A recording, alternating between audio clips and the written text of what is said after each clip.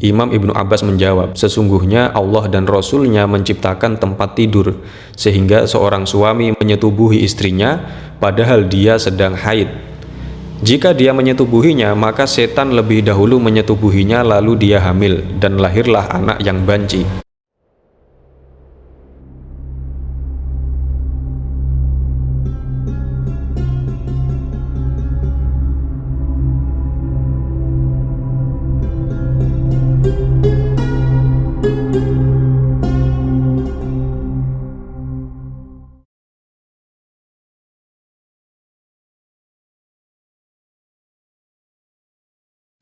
Assalamualaikum warahmatullahi wabarakatuh. Teman-teman sahabat muslim yang dirahmati Allah Subhanahu wa taala, dalam pembahasan yang kemarin kita telah membahas tentang alam jin, mulai dari penciptaannya, asal-usulnya, dan bagaimana keadaannya di bumi ini. Dalam pembahasan kali ini kita akan melanjutkan pembahasan alam jin, alam gaib, tentang bagaimana jin itu makan dan minum, dan bagaimana jin ini menikah, dan bagaimana pernikahannya dengan manusia. Maka dari itu mari kita mulai. Bismillahirrahmanirrahim. Dzikru aklihim wa syurbihim. Qala al-qadi Abu Ya'la al-jinnu ya'kuluna wa yashrabuna wa yatanakahuna kama yaf'alul insu. Wa dhahirul umumati anna jami'al jinni kadzalik wa huwa ra'yu qaumin tsumma ikhtalafu. Faqala ba'duhum akluhum wa syurbuhum tashammumun wa istirwahun la madgha wa bala'a.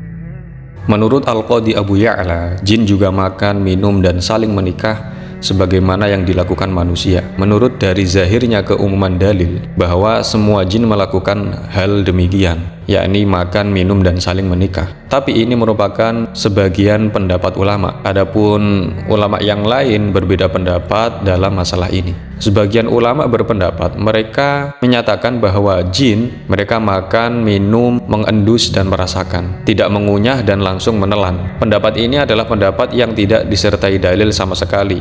Sebagian besar di antara mereka berpendapat jin makan dan minumnya dengan cara mengunyah dan juga menelan.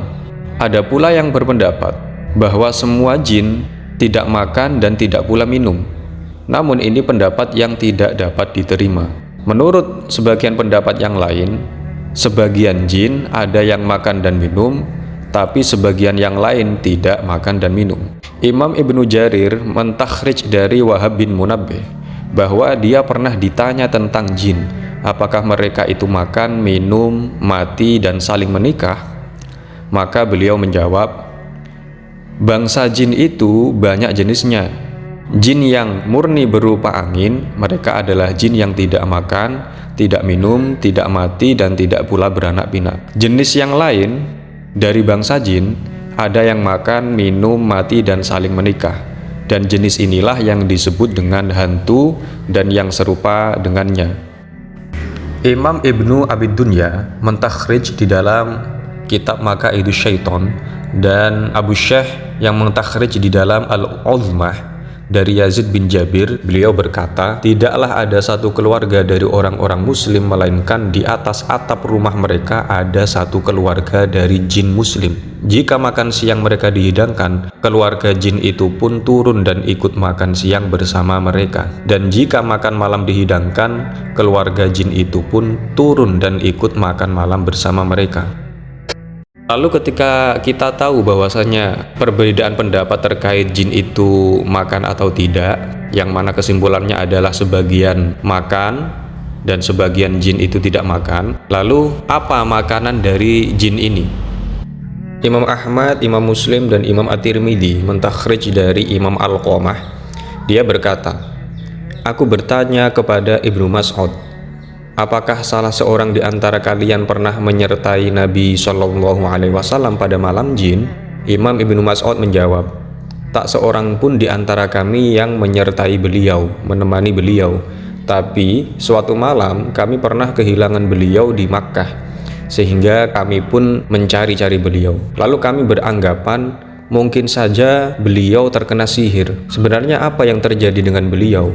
Malam itu kami merasakan sebagai malam yang paling menyiksa. Pada keesokan harinya beliau muncul dari arah Gua Hira. Lalu orang-orang menyampaikan kepada beliau tentang apa yang mereka rasakan semalam. Maka beliau bersabda, "Aku didatangi penyeru dari jin, lalu aku pergi bersamanya. Lalu aku membacakan Al-Quran kepada sekumpulan jin. Mereka memperlihatkan jejak mereka dan bekas api mereka. Lalu mereka meminta bekal kepada beliau. Mereka itu adalah jin jazirah. Maka Nabi Muhammad bersabda, hendaklah kalian membaca nama Allah untuk setiap ruas tulang." Disebutkan dalam hadis riwayat Muslim bahwa para jin datang kepada Nabi SAW dan meminta kepada beliau makanan yang halal. Lalu Nabi SAW bersabda kepada mereka, "Lakum kullu adbi dzikrismillahi alaihi yaqa'u fi aidikum aw faruma yakunu lahman wa kullu ba'rat alafun lidawabikum." Makanan halal untuk kalian adalah semua tulang hewan yang disembelih dengan menyebut nama Allah. Ketika tulang itu kalian ambil, akan penuh dengan daging, sementara kotoran binatang akan menjadi makanan bagi hewan kalian semua. Nabi Muhammad bersabda, "Fala tastanju bihima fa innahuma ta'amu ikhwanikum al-jin." Janganlah kalian beristinja dengan kotoran hewan dan tulang hewan, karena ia merupakan makanan saudara kalian dari jenis jin. Imam Al-Bukhari mentakhrij dari Abu Hurairah bahwa Nabi SAW bersabda kepadanya, "Carikan aku beberapa batu untuk kugunakan bersuci dan janganlah engkau carikan tulang dan kotoran hewan." Aku bertanya, "Ada apa dengan tulang dan kotoran hewan?" Beliau menjawab, "Karena keduanya termasuk makanan jin. Aku pernah didatangi serombongan utusan jin nasibain, yakni jenis jin yang paling baik. Lalu mereka meminta bekal kepadaku.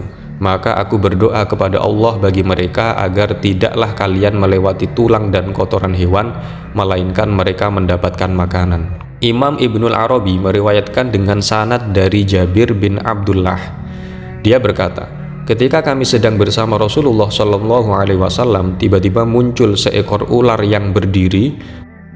Lalu ia mendekat ke telinga beliau, seakan-akan sedang berbisik kepada beliau.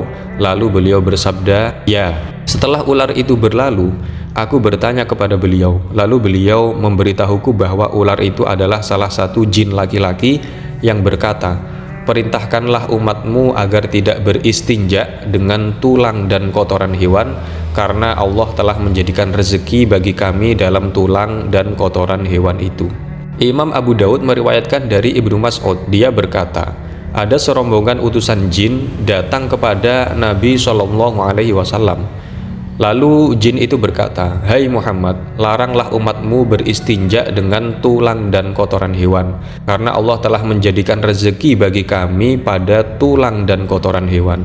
Maka beliau melarang hal itu, yakni melarang untuk mensucikan diri setelah buang air menggunakan tulang ataupun kotoran hewan. Imam Abu Nu'aim mentakhrij di dalam Dalailin Nubuwah dari Imam Ibnu Mas'ud. Beliau berkata, Rasulullah SAW pergi ke suatu tempat sebelum hijrah. Lalu beliau membuat garis di sekelilingku seraya bersabda, "Janganlah engkau berbicara sesuatu pun hingga aku datang ke sini lagi." Kemudian beliau bersabda lagi, "Janganlah engkau takut karena sesuatu yang engkau lihat." Lalu beliau menghampiri sesuatu dan duduk di dekatnya. Ternyata di sana ada beberapa orang berkulit hitam yang seakan-akan mereka itu satu suku dan seakan-akan mereka seperti yang difirmankan Allah yang berbunyi, "Kadu yakununa alaihi libada." Hampir saja jin-jin itu mendesak-desak mengerumuninya. Dalam surat Al-Jin ayat 19. Kemudian mereka berpencar meninggalkan beliau. Aku sempat mendengar mereka berkata, "Wahai Rasulullah, sesungguhnya perjalanan kami amat jauh, maka berilah kami bekal." Nabi bersabda, "Makanan kalian adalah kotoran hewan, dan setiap kali kalian menemukan tulang, maka kalian mendapatkan daging, dan setiap kalian menemukan kotoran hewan, maka kalian mendapatkan kurma." Setelah mereka beranjak pergi, aku bertanya kepada beliau, "Siapakah mereka itu?" Nabi menjawab, "Mereka adalah jin nasibain." Imam Az-Zarkasi berkata di dalam Al-Khadim, muncul pertanyaan tentang bagaimana cara jin makan tulang, padahal setelah dilempar ke tempat sampah, ia sama sekali tidak berubah. Ada yang berpendapat mereka memakannya dengan mencicipi baunya.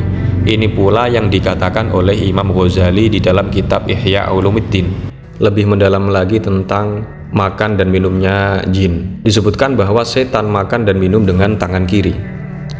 Imam Muslim, Imam Abu Dawud, dan Imam At-Tirmidzi meriwayatkan dari Ibnu Umar dari Nabi SAW. Beliau bersabda, "Idza akala ahadukum falyakul biyaminihi wa idza syariba falyushrab biyaminihi fa inna syaitana yakulu bishimalihi wa yashrabu bishimalihi." Yang artinya, jika salah seorang di antara kalian makan, hendaklah makan dengan tangan kanan, dan jika minum, hendaklah minum dengan tangan kanannya, karena setan makan dengan tangan kirinya dan minum dengan tangan kirinya. Imam Ibnu Abdil Bar berkata, di dalam hadis ini terkandung dalil bahwa setan makan dan minum.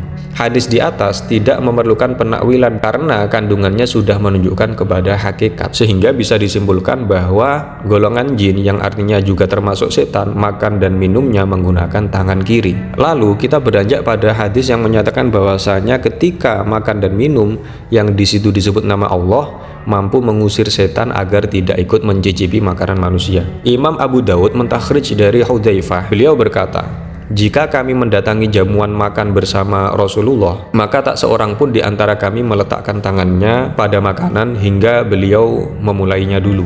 Ketika kami sedang menghadiri jamuan makan bersama beliau, tiba-tiba muncul seorang Arab Badui, Arab pedalaman, yang sepertinya dia buru-buru dan langsung menjulurkan tangannya ke makanan. Maka beliau memegang tangan orang itu. Kemudian datang seorang budak wanita yang sepertinya juga buru-buru dan langsung menjulurkan tangan ke makanan. Maka beliau memegang tangan budak wanita itu seraya bersabda, 'Inna syaitana la yastahilu tu'ama alla yudhkara rasmullahi alaihi wa innahu ja'a bihadihil jariyati liyastahilla biha fa akhadtu biyadiha faja'a bihadal a'rabi liyastahilla bihi fa akhadtu biyadihi fawalladhi nafsi biyadihi inna yadahu fi yadi ma'a yadaihima.' Sesungguhnya setan benar-benar menghalalkan makanan yang tidak disebutkan nama Allah padanya, dan sesungguhnya ia datang bersama orang Arab Badui ini untuk menghalalkannya. Maka aku menahan tangannya dan ia datang bersama budak wanita ini untuk menghalalkannya. Maka aku menahan tangannya demi zat yang diriku ada di tangannya, bahwa tangannya ada di tanganku bersama tangan kedua orang ini." Imam Abu Daud mentakhrij dari Umayyah bin Makhshi. Dia berkata, Rasulullah SAW sedang duduk, sementara di dekat beliau ada seorang laki-laki yang makan tanpa menyebut nama Allah. Ketika makanannya tinggal satu suapan, maka dia mengucapkan Bismillah awwalahu wa akhiruhu sebelum memasukkan ke mulut. Beliau tersenyum lalu bersabda, setan senantiasa makan bersamanya, dan ketika ia menyebut nama Allah, maka setan memuntahkan isi perutnya. Imam At-Tirmidzi dan Al-Hakim mentakhrij dari Abu Hurairah bahwa Rasulullah SAW bersabda, "Inna syaitana yahduru ahdakum 'inda kulli syai'in min sya'nihi hatta yahduruhu 'inda tu'amihi fa idza saqatat min ahadikumul luqmatu falyumit ma kana biha min adan thumma liyakulha wa la yada'ha lisyaitan." Sesungguhnya setan mendatangi seorang di antara kalian dalam segala hal dari urusannya, termasuk pula mendatangi makanannya. Jika ada satu suapan yang jatuh dari salah seorang di antara kalian, hendaklah dia menyingkirkan kotoran darinya, kemudian hendaklah dia memakannya, dan janganlah dia meninggalkannya, menyisakannya bagi setan. Imam Muslim dan Abu Daud mentakhrij dari Jabir bahwa dia pernah mendengar Rasulullah SAW bersabda, "Idza dakhala ar-rajulu baitahu fadzakarallaha 'inda dukhulihi wa 'inda tu'amihi qala asyaitanu la mabita lakum wala asya'a wa idza dakhala falam yadhkurillaha 'inda dukhulihi qala asyaitanu adraktumul mabita wa idza lam yadhkurillaha 'inda tu'amihi qala adraktumul mabita wal asya'." Artinya, jika seseorang memasuki rumahnya lalu menyebut nama Allah ketika memasukinya dan ketika makan, maka syaitan berkata kepada rekan-rekannya, "Tidak ada tempat tinggal dan tidak ada makan malam bagi kalian." Jika dia masuk tanpa menyebut nama Allah ketika masuk, maka syaitan berkata, "Kalian mendapatkan tempat tinggal dan makan malam." Lalu mari kita beranjak ke pembahasan selanjutnya tentang pernikahan dan keturunan jin. Bismillahirrahmanirrahim. Faslun fi tanakuhihim fima bainahum. Istadalla lahu biqaulihi ta'ala, afatattakhidunahu wa dzurriyyatahu awliya'a min duni wa hum lakum adu, wa hadha yadullu ala annahum yatanakahuna li ajli dzurriyyah. tentang pernikahan di antara sesama jin dapat dilandaskan kepada firman Allah Subhanahu wa taala dalam surat Al-Kahfi ayat 50. Patutkah kalian mengambil dia dan keturunan-keturunannya sebagai pemimpin selain daripada aku, sedangkan mereka adalah musuh kalian. Hal ini menjadi bukti bahwa syaitan dan jin saling menikah untuk mendapatkan keturunan. Firman Allah yang lain dalam surat Ar-Rahman ayat 56, Bismillahirrahmanirrahim, lam yatmithunna insun qablahum wala jan. Artinya, tidak pernah disentuh oleh manusia sebelum mereka, penghuni-penghuni surga yang menjadi suami mereka, dan tidak pula oleh jin. Ini menunjukkan bahwa mereka saling berjima, bersetubuh. Imam Ibnu Abi Hatim dan Abu Syekh mentakhrij dari Qatadah tentang firman Allah, patutkah kalian mengambil dia dan turunan-turunannya? Dia berkata, anak keturunannya beranak pinak sebagaimana anak keturunan Adam yang juga beranak pinak, dan mereka itu lebih banyak jumlahnya. Imam Abu Razzaq, Ibnu Jarir, Ibnu Mungdir, Ibnu Abi Hatim, dan Imam Al-Hakim mentakhrij dari Abdullah bin Amr. Dia berkata, sesungguhnya Allah membagi manusia dan jin menjadi 10 golongan. 9 di antara mereka golongan jin dan 1 golongan dari jenis manusia. Setiap kali ada 1 anak manusia dilahirkan, maka lahir pula 9 anak jin. Imam Al-Baihaqi mentakhrij di dalam Syi'bul Iman dari Sabit. Dia berkata, kami mendengar bahwa iblis berkata, ya Rabbi, engkau telah menciptakan Adam dan menjadikan permusuhan antara aku dan dia, maka berilah aku kekuasaan untuk mengalahkannya. Allah berfirman, dada mereka merupakan tempat tinggalmu. Iblis berkata, ya Rabbi, tambah lagi. Allah berfirman, seorang anak Adam tidak dilahirkan melainkan 10 anakmu dilahirkan. Iblis berkata, ya Rabbi, tambah lagi. Allah berfirman, datangilah mereka dengan kudamu dan kakimu, bersekutulah dengan mereka dalam harta dan anak-anak. Imam Ibnul Mungdir mentakhrij dari Asy-Sya'bi. Dia pernah ditanya tentang iblis, maka dia menjawab, iblis mengeluarkan 5 telur setiap kali bertelur, dan seperti itulah keturunannya. Lalu dia berkata, aku mendengar bahwa ia mengerumuni seorang mukmin lebih banyak dari Bani Robi'ah dan Mudor. Kita melanjutkan pembahasan pernikahan jin dengan manusia dan pernikahan manusia dengan jin. Ada yang berpendapat pernikahan antara jin dengan manusia sangat mungkin dapat terjadi, dan memang begitulah hakikatnya. Imam As-Sa'labi berkata, mereka berpendapat bahwa pernikahan dan persetubuhan dapat terjadi antara jin dan manusia. Firman Allah Subhanahu wa taala dalam surat Al-Isra yang berbunyi, Bismillahirrahmanirrahim, wa syarikhum fil amwali wal aulad, yang artinya, dan berserikatlah dengan mereka pada harta dan anak-anak. Imam At-Tirmidzi dan Ibnu Jarir mentakhrij dari Mujahid. Dia berkata, jika seorang suami menyetubuhi istrinya tanpa menyebut nama Allah, maka jin menyatu dengan saluran air maninya lalu berjima bersamanya. Itulah yang ditunjukkan firman Allah yang berbunyi, tidak pernah disentuh oleh manusia sebelum mereka, penghuni-penghuni surga yang menjadi suami mereka, dan tidak pula oleh jin. Dalam surat Ar-Rahman ayat 56 tadi.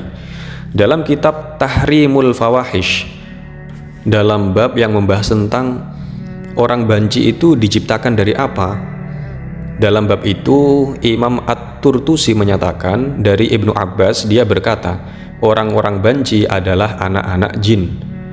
Ada yang bertanya, bagaimana hal itu terjadi? Imam Ibnu Abbas menjawab, sesungguhnya Allah dan Rasulnya menciptakan tempat tidur, sehingga seorang suami menyetubuhi istrinya padahal dia sedang haid. Jika dia menyetubuhinya, maka setan lebih dahulu menyetubuhinya, lalu dia hamil, dan lahirlah anak yang banci. Imam Al-Bukhari dan Muslim mentakhrij dari Ibnu Abbas. Dia berkata, Rasulullah SAW bersabda, Lau anna ahadakum idha arada ayyatiya ahlahu faqala bismillah Allahumma jannibna syaitona wa jannibis syaitona ma razaqtana fa innahu iyuqaddar bainahuma waladun fi dhalika lam yadurruhu syaitonun abadan. Artinya, jika salah seorang di antara kalian hendak mengumpuli istrinya, mengucapkan bismillah Allahumma jannibna asyaiton wa jannibis syaitona ma razaqtana, jika ditetapkan seorang anak di antara keduanya pada saat itu, maka sekali-kali syaitan tidak dapat mendatangkan mudarat kepadanya. Imam As-Sa'labi berkata di dalam Fiqhul Lughah, Anak yang dilahirkan dari perkawinan antara jin dan manusia disebut al-khunnas, dan anak yang dilahirkan dari perkawinan antara manusia dengan hantu disebut al-amluq. Lalu jika terjadi persetubuhan antara manusia dengan jin, apakah juga berlaku hukum wajib mandi junub? Maka Imam Abul Ma'ali menyebutkan, beliau berkata di dalam kitab Syarhul Hidayah tentang wanita yang berkata, aku mempunyai pasangan dari jenis jin yang mengumpuliku sebagaimana suami yang mengumpuli istrinya. Imam Abul Ma'ali bin Manja Al-Hambali menyatakan bahwa wanita itu tidak wajib mandi. Begitulah pendapat sebagian madhab Hanafi, karena tidak adanya sebab seperti halnya persetubuhan dan mimpi. Pengarang berkata, pendapat ini perlu dipertimbangkan lagi karena wanita itu harus mandi. Sebab kalau bukan karena persetubuhan, tentunya dia tidak tahu bahwa jin itu telah menyetubuhinya seperti yang dilakukan seorang suami. Sehingga kesimpulannya dari hukum mandi dari persetubuhan jin dan manusia terjadi khilaf antara ulama. Yang satu menyatakan wajib, yang satu menyatakan tidak wajib. Yang menyatakan wajib karena berlandaskan bahwa walaupun itu yang melakukan adalah jin, tapi tetap saja terjadi sebuah persetubuhan yang dilakukan sebagaimana suami istri yang sesama-sama manusia. Masih dalam pembahasan tentang pernikahan jin dan manusia, sebagian pendapat menyatakan bahwa salah satu dari kedua orang tua Ratu Balqis adalah dari golongan jin. Imam Ibnul Kalbi berkata, ayah Balqis menikah dengan jin yang bernama Royhanah binti As-Sakan, lalu melahirkan Balqis, atau disebut pula Balqomah. Ada yang berpendapat telapak kakinya seperti telapak kaki hewan dan di telinganya ada bulu-bulu. Nabi Sulaiman menikahinya, lalu Nabi Sulaiman memerintahkan setan-setan untuk membuatkan kamar mandi dan tempat perapian. Abu Syekh Ibnu Marduweh dan Ibnu As-Sakir mentakhrij dari Abu Hurairah. Dia berkata, Rasulullah Shallallahu Alaihi Wasallam bersabda, salah satu dari kedua orang tua Balqis adalah dari jenis golongan jin. Ibnu Abi Syaibah dan Ibnu Mungdir mentakhrij dari Mujahid. Dia berkata, ibu Ratu Saba yakni Balqis adalah dari jenis jin. Imam Ibnu Abi Hatim mentakhrij dari Zuhair bin Muhammad. Dia berkata, ibu Balqis adalah dari jenis jin. Hal yang sama juga ditakhrij dari Ibnu Juraij dan Uthman bin Hadir. Ibnu As-Sakir mentakhrij dari jin bahwa dia pernah ditanya tentang Ratu Saba. Orang-orang berkata bahwa salah seorang dari kedua orang tuanya adalah dari jenis jin. Maka dia menjawab, jin tidak dapat melahirkan. Artinya wanita dari jenis manusia tidak dapat melahirkan anak dari laki-laki jin. Imam At-Tirmidzi mentakhrij di dalam Nawadiril Usul dari Aisyah bahwa Rasulullah Shallallahu Alaihi Wasallam bersabda, sesungguhnya di tengah kalian ada orang-orang yang aneh. Para sahabat bertanya, siapakah orang-orang aneh itu ya Rasul? Beliau menjawab, orang-orang yang di dalam dirinya ada persekutuan dengan jin. Imam Ibnul Athir berkata di dalam An-Nihayah, mereka disebut aneh karena diri mereka dimasuki urat nadi yang aneh, atau mereka datang dari nasab yang jauh. Ada yang berpendapat maksud persekutuan jin pada diri mereka ialah perintah untuk berzina dengan mereka. Inilah yang ditunjukkan firman Allah dalam surat Al-Isra, wasyarikhum fil amwali wal aulad, dan berserikatlah dengan mereka pada harta dan anak-anak. Di dalam kitab Nuzhatul Mudzakarah disebutkan dari riwayat Az-Zuhri dari Ubaidillah bin Abdullah bin Utbah bin Mas'ud dari Abu Sa'id Al-Khudri. Dia berkata, aku bersama Ali bin Abi Thalib untuk memeriksa pada korban peperangan di Nahrawan. Ali mencari-cari seorang anak pendatang, namun dia tidak menemukannya. Ali memerintahkan agar mereka mencarinya, hingga akhirnya anak yang dimaksud ditemukan. Lalu Ali bertanya, siapa yang tahu anak ini? Seseorang menjawab, aku tahu, dia bernama Qaus dan ibunya berada di suatu tempat. Ali mendatangi ibunya dan bertanya, siapa ayahnya? Aku tidak tahu. Ketika aku sedang menggembala kambing semasa jahiliyah di Madinah, tiba-tiba aku dibuat pingsan oleh sesuatu yang gelap sehingga aku hamil dan lahirlah anak itu. Bismillahirrahmanirrahim. Faslun hukmu tazawujil jinni wal insi. Hukum syariat tentang pernikahan antara jin dan manusia. Ada perbedaan di kalangan ulama tentang hukum syariat pernikahan antara jin dan manusia. Di dalam kitab Al-Ilham wal Waswasah, bab pernikahan dengan jin, Imam Abu Uthman Sa'id bin Abbas Ar-Razi berkata, kami diberitahu Muqatil dari Sa'id bin Abu Dawud Az-Zunaidi. Dia berkata, segolongan orang dari penduduk Yaman menulis surat kepada Malik bin Anas menanyakan pernikahan dengan jin. Isi surat itu sebagai berikut. Di sini ada seorang laki-laki dari jenis jin melamar seorang gadis yang menurut penuturannya dia menginginkan cara yang halal. Dia berkata, aku tidak tahu apakah yang demikian ini diperbolehkan dalam agama, tapi aku juga tidak suka jika seorang wanita hamil, lalu dia ditanya, siapa suamimu? Dia menjawab, suamiku dari jenis jin. Sehingga hal ini menimbulkan kerusakan dalam Islam.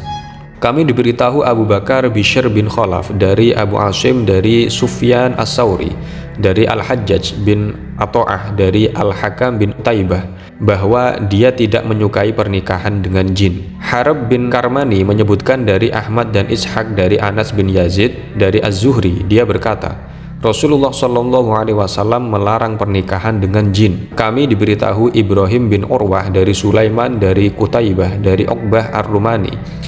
Dia berkata, aku bertanya kepada Qatadah tentang pernikahan dengan jin, dan dia tidak menyukai hal itu. Lalu aku bertanya kepada Al-Hasan tentang pernikahan ini, dan ternyata dia juga tidak menyukainya. Imam Ibnu Abid Dunya mengatakan di dalam Al-Hawatif bahwa ada seorang laki-laki menemui Al-Hasan bin Abdul Hasan seraya berkata, wahai Abu Sa'id, ada seorang laki-laki dari jenis jin melamar salah seorang gadis kami. Maka Al-Hasan berkata, janganlah kalian menikahkannya dan jangan pula kalian memuliakannya. Lalu orang itu menemui Qatadah dan berkata, wahai Abul Khattab, ada seorang laki-laki dari jenis jin melamar gadis kami.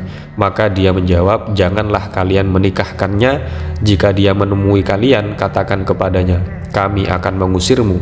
Kalau memang engkau jin muslim, tentunya engkau akan meninggalkan kami dan tidak mengganggu kami. Pada malam harinya, jin itu datang dan hadir di depan pintu seraya berkata, kalian sudah menemui Al-Hasan dan bertanya kepadanya, lalu dia berkata kepada kalian, janganlah kalian menikahkannya dan jangan pula kalian memuliakannya. Kemudian kalian menemui Qatadah dan bertanya kepadanya, lalu dia berkata kepada kalian, janganlah kalian menikahkannya. Jika dia menemui kalian, katakan kepadanya, kami akan mengusirmu. Kalau memang engkau jin muslim, tentunya engkau akan meninggalkan kami dan tidak mengganggu kalian. Ternyata jin ini sudah mengetahui sebelum orang-orang ini mengatakan kepada jin itu.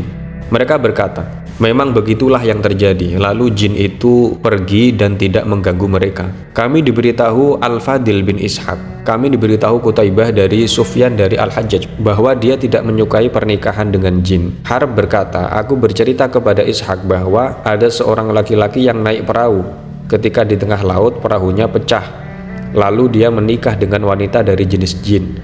Maka dia berkata, pernikahan dengan jin adalah makruh. Syekh Jamaluddin As-Sijistani, salah seorang imam madhab Hanafi, mengatakan di dalam kitab Minyatul Mufti, pernikahan manusia dengan jin tidak diperbolehkan karena jenisnya yang berlainan. Syekh Jamaluddin Al-Isnawi menyebutkan beberapa masalah yang ditanyakan kepada Qadi Syarafuddin Al-Barizi. Dia berkata, jika seorang laki-laki hendak menikahi wanita dari jenis jin karena ada kemungkinan baginya untuk melakukan pernikahan itu, maka bolehkah dia melakukannya? Sebab Allah telah berfirman, dan di antara tanda-tanda kekuasaannya ialah dia menciptakan untuk kalian istri-istri dari jenis kalian sendiri, dalam surat Ar-Rum ayat 21. Imam Al-Barizi membuat semacam batu loncatan dengan menganggap hal itu sebagai sesuatu yang memungkinkan. Kalaupun kami memperbolehkannya, maka banyak hal aneh yang perlu dipertanyakan. Ini menurut Imam Al-Barizi. Pertimbangan yang pertama, apakah laki-laki dari jenis manusia itu dapat memaksa istrinya dari jenis jin berada di suatu tempat tinggal ataukah tidak?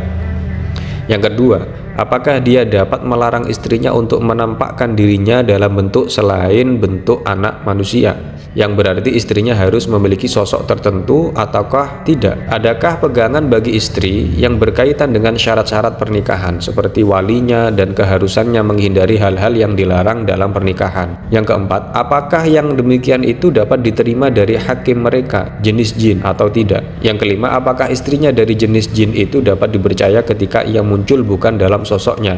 Apakah ia dapat disetubui atau tidak? Pertimbangan yang terakhir, apakah dia berkewajiban memberikan makanan bagi istrinya berupa tulang dan lain-lainnya? Lalu Al-Barizi berkata, laki-laki dari jenis manusia tidak boleh menikah dengan wanita dari jenis jin berdasarkan pengertian dari dua ayat, yakni ada di surat An-Nahl ayat 72 yang berbunyi, dan Allah menjadikan bagi kalian istri-istri dan jenis kalian sendiri.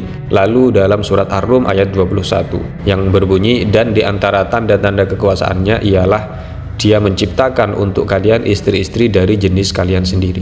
Menurut para mufassir tentang ayat yang berbunyi menjadikan bagi kalian istri-istri dari jenis kalian sendiri, artinya dari jenis yang berdasarkan bentuk penciptaan kalian, sebagaimana firman-Nya yang berbunyi, sesungguhnya telah datang kepada kalian seorang rasul dari kaum kalian sendiri, dalam surat At-Taubah ayat 128. Artinya dari jenis anak keturunan Adam. Di samping itu, wanita yang juga dapat dinikahi ialah putri paman atau bibi dari garis bapak dan putri paman atau bibi dari garis ibu, dan seterusnya hingga budak wanita, seperti pengertian dalam ayat yang berbunyi, dan anak-anak perempuan dari saudara laki-laki bapak kalian, anak-anak perempuan dari saudara perempuan bapak kalian, anak-anak perempuan dari saudara laki-laki ibu kalian, dan anak-anak perempuan dari saudara perempuan ibu kalian. Yang diharamkan selain mereka adalah garis keturunan yang pokok dan cabang, dan awal cabang dari sisa yang pokok, sebagaimana yang disebutkan dalam ayat yang menyebutkan para wanita yang dilarang dinikahi. Semua ini berlaku dalam nasab, padahal antara jin dan manusia tidak ada nasab. Imam Mu'allif berkata bahwa apa yang diriwayatkan dari Malik di atas menunjukkan pembolehannya dan menafikan kebalikannya, yaitu manusia menikahi wanita dari jenis jin yang kehamilannya tidak dapat dilihat manusia, dan hal itu tidak banyak menimbulkan kerusakan bagi Islam. Imam Har berkata, kami diberitahu Ishaq, dia berkata, aku diberitahu Muharrik, seorang syekh dari Marwa, dia berkata, aku mendengar Zaid al-Ammi berkata, ya Allah, anugerahilah aku jin wanita untuk kunikahi. Ada yang bertanya, apa yang dapat engkau lakukan dengannya, wahai Abul Hawari? Dia menjawab, agar dia menyertaiku dalam perjalananku dimanapun aku berada, dia bersamaku. Abu Sa'id Utsman bin Sa'id Ad-Darimi berkata di dalam kitab Ittiba'us Sunnah wal Athar, kami diberitahu Muhammad bin Humaid Ar-Razi, kami diberitahu Abul Azhar, kami diberitahu Al-A'mash, aku diberitahu seorang syekh dari Bujailah, dia berkata, ada jin laki-laki yang jatuh hati kepada seorang gadis kami, kemudian dia mengajukan lamaran kepada kami. Dia berkata, aku tidak suka melakukan hal yang haram terhadap dirinya, maka kami pun menikahkannya. Dia pun muncul bersama kami dan bercerita kepada kami. Kami bertanya, siapakah sebenarnya kalian ini? Dia menjawab, kami adalah suatu umat seperti kalian, dan di tengah kami juga ada berbagai kabilah seperti kabilah-kabilah kalian. Apakah kalian juga memiliki berbagai golongan? Kami bertanya, ya, kami memiliki beberapa golongan seperti halnya Qadariyah, Syiah, dan Murji'ah. Lalu mereka bertanya, dari golongan mana engkau? Jin itu menjawab, dari golongan Murji'ah. Ahmad bin Salman An-Najjad berkata di dalam kitab Amalihi, kami diberitahu Aslam bin Sahal, kami diberitahu Ali bin Hasan bin Sulaiman Abu Sya'tha Al-Hadrami, salah seorang gurunya Muslim. Kami diberitahu Abu Muawiyah, aku mendengar Al-A'mas berkata, ada jin laki-laki yang menikah dengan gadis kami. Lalu kami bertanya kepadanya, apa makanan yang kalian sukai? Lalu jin itu menjawab, nasi beras. Maka kami menyuguhkannya. Kami melihat suapan demi suapan, tapi kami tidak melihat seorang pun yang memakannya. Lalu kami bertanya, apakah di tengah kalian juga ada berbagai golongan? Jin itu menjawab, iya. Lalu kami bertanya, apakah golongan Rafidah juga ada di tengah kalian? Jin itu menjawab, mereka adalah orang yang paling jahat di antara kami. Menurut Al-Hafidh Abu Hajjaj Al-Mazzi, sanad riwayat ini sahih. Abu Bakar Al-Khorati berkata, kami diberitahu Ahmad bin Mansur. Mereka menyatakan, apa makanan yang paling kalian sukai? Jin menjawab, nasi beras. Maka disuguhkan senampan nasi, lalu nasi itu pun habis termakan tanpa diketahui tangan yang mengambilnya. Imam Ibnu Abi Dunya berkata, aku diberitahu Abdurrahman, aku diberitahu Umar, kami diberitahu Abu Yusuf As-Saruji. Dia berkata, ada seorang wanita dari jenis jin menemui laki-laki di Madinah seraya berkata, kami singgah di dekat rumah kalian, maka nikahilah aku. Maka laki-laki itu menikahinya. Setiap malam dia datang dalam rupa seorang wanita. Suatu saat jin wanita itu datang dan berkata, kini sudah saatnya kami harus pergi, maka ceraikanlah aku. Di sebagian jalan di Madinah, laki-laki itu melihat jin wanita yang pernah menjadi istrinya sedang memunguti biji-bijian yang jatuh ketika dibawa pemiliknya. Apakah engkau membutuhkan biji-bijian itu? Tanya laki-laki itu. Jin wanita mendongakkan kepala dan melihat ke arahnya seraya bertanya, dengan mata apa engkau dapat melihatku?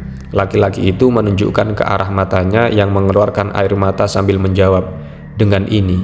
Mu'alif mengatakan, kami diberitahu qadhi yang paling terkenal, yakni Qadhi Jalaluddin Ahmad, anak seorang qadhi yang juga amat terkenal, yakni Hasanuddin Ar-Razi Al-Hanafi. Dia berkata, aku diutus ayahku untuk menemui seorang keluarganya. Sesampainya di daerah Biroh, kami serombongan kehujanan, sehingga kami harus berteduh di sebuah gua. Ketika aku sedang tidur, tiba-tiba ada suatu yang membangunkan aku. Aku pun tergeragap bangun, ternyata aku bersama seorang wanita di tengah kerumunan sekian banyak wanita. Mata wanita itu hanya satu. Aku menggigil ketakutan. Mengapa engkau takut? Aku ingin menikahkanmu dengan seorang wanita yang cantik seperti rembulan, kata wanita itu. Semoga Allah mendatangkan kebaikan, kataku kebingungan dan takut. Ketika aku melihatnya lagi, di sana sudah ada beberapa seorang laki-laki layaknya hakim dan para saksi. Mata mereka semua hanya satu. Hakim menikahkan aku dengan seorang gadis yang amat cantik, yang matanya juga hanya satu seperti mata ibunya. Aku ditinggalkan bersama gadis yang dinikahkan denganku. Ketakutanku semakin menjadi-jadi. Aku berusaha melemparkan batu yang dapat kuraih agar mereka bangun, tapi tak seorang pun yang bangun. Aku terus-menerus berdoa dan pasrah kepada Allah. Ketika sudah tiba saatnya untuk melanjutkan perjalanan, gadis itu tidak mau meninggalkan aku. Hal ini terjadi hingga 3 hari. Pada hari keempat, wanita yang mendatangiku pertama kali datang dan berkata, sepertinya engkau tidak tertarik kepada gadis ini dan rupanya engkau lebih suka bercerai dengannya. Lalu aku pun berkata, demi Allah begitulah. Kalau begitu ceraikanlah dia, katanya. Lalu dia pun pergi dan setelah itu aku tidak lagi melihatnya. Qadhi Syihabuddin bin Fadlullah bertanya, apakah engkau juga sempat bersetubuh dengannya? Dia menjawab, tidak. Syekh Izzuddin bin Abdussalam berkata, Abu Bakar bin Arabi mengingkari pernikahan manusia dengan jin, seraya berkata, jin merupakan roh yang lembut, sementara manusia merupakan fisik yang kasat, sehingga keduanya tidak mungkin dapat menyatu. Kemudian dia bercerita bahwa dia berkata bahwa dia pernah menikah dengan jin wanita yang sempat berkumpul beberapa lama. Suatu saat jin wanita itu memukulnya dengan tulang unta hingga membuatnya terluka. Dia memperlihatkan bekas luka di kepalanya. Setelah itu jin wanita tersebut lari darinya. Alhamdulillahirabbil alamin. Demikianlah pembahasan kita tentang alam jin, mengenai apakah jin itu makan dan minum dan bagaimana cara makannya, dan mengenai apakah jin itu juga bisa menikah dengan manusia atau tidak, melewati beberapa perdebatan para ulama dan beberapa riwayat hadis yang disebutkan oleh Imam As-Suyuti di dalam kitabnya. Semoga video ini menambah wawasan kita untuk semakin memperdalam keimanan kita terkait hal-hal yang gaib yang diwajibkan oleh Allah Subhanahu wa Ta'ala. Demikian dari kami. Apabila banyak kesalahan, mohon maaf yang sebesar-besarnya. Al-haqqu min rabbika fala takunanna minal mumtarin. Wabillahi taufiq wal hidayah. Wassalamualaikum warahmatullahi wabarakatuh.